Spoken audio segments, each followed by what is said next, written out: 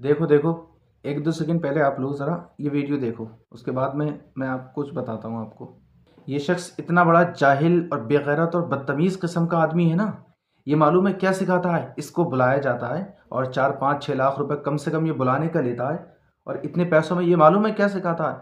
ये सिर्फ सिखाता है कि ख़वातीन के साथ में क्या करना है, उनके साथ कैसे पेश आना है, उनको कैसे उनका नंबर लेना है, क्या करना है। ये बेहयाई और बेगैरती और इस तरीके के मामलात ये लोगों को सिखाता है आकर के। और उसमें अफ़सोस की बात ये है कि ये ऐसी गलत सलत बातें, समझ गए, ऐसी बेहयाई बेशर्मी, ये अल्लाह के मुक़द्दस वलियों की मुक़द्दस बारगाह में आकर के ये बातें करते हैं। और हमारी आवाम जो है वो बुलाती भी खूब है ऐसे लोगों को, समझ गए।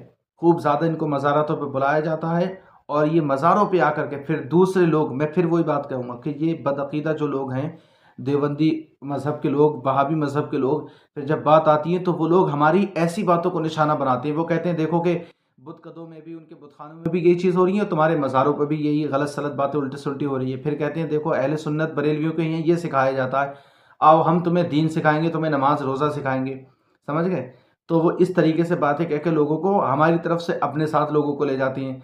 इसमें सबसे ज़्यादा अहले सुन्नत का नुकसान होता है इन बेशरम और बेगैरत और बेहया इन कव्वालों की वजह से, और उन लुच्चे और लफंगे और लोटा चोर और झाड़ू चोर पीरों की वजह से, जो गद्दे नशीन बने बैठे हैं ना मज़ारों पे, इल्ला माशाल्लाह कोई एक आध हो तो हो, समझ गए। 5-6 अंगूठी हाथों में पहने हुए और एक एक महीने से नहाए नहीं है। अब तो उसूल ये बन गया कि जो जितना ना नहाए उतना बड़ा वो पीर बन गया है। उलमा इकराम दिफा करते करते परेशान हैं। लोगों को ना, आवाम को, कौम को सिर्फ मज़ारों पे लगा दिया गया है ले जा कर के, बस वहाँ पर। और वहाँ पर के जो ट्रस्टी, जो कमेटी वाले हैं, वो ये बेशर्मी और बेगैरत ऐसे लोगों को बुलाते हैं और वहाँ पर फिर बस सरासर यही बातें चलती हैं।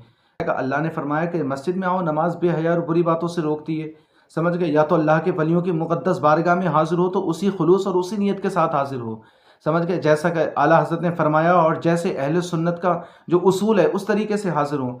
मगर नहीं तो वहाँ पर सब पहुँचेंगे और मस्जिद में कोई नहीं है। मस्जिद ऐसे बुढ़ों के लिए छोड़ दी जाती है जो बिल्कुल ही रिटायर हो चुके हैं, जो वो अपनी लाठी लेकर के और ठक ठक करते हुए घर पे वो असर से निकलते हैं ना, और मगरिब में मस्जिद में पहुँचते हैं, इतनी देर में पहुँच पाते हैं। फिर इमाम से आकर कहते हैं इमाम साहब किरत ज़रा लंबी करके पढ़ा करो, हमारी रकत छूट जाती है। और मस्जिद में एक भी नहीं देखेगा, सब वो कव्वाली में पहुँच जाएंगे, समझ गए सब। और जलसे के लिए, जलसा जिस दिन होगा उस दिन एक भी नहीं पहुँचेगा, तो इनका दम निकल जाएगा, इनके पेट में दर्द होगा, इनका दम गले में अटक जाएगा। सुधरो सुधरो, समझ गए, वक्त है भी सुधर जाओ, वरना अभी समझ लो जो हालात बनाए हुए हैं ना, मेरी बात याद रखना, अगर तुमने हालात नहीं सुधारे तो दुनिया में मारे जा रहे हो इस वजह से कि तुम मुसलमान हो।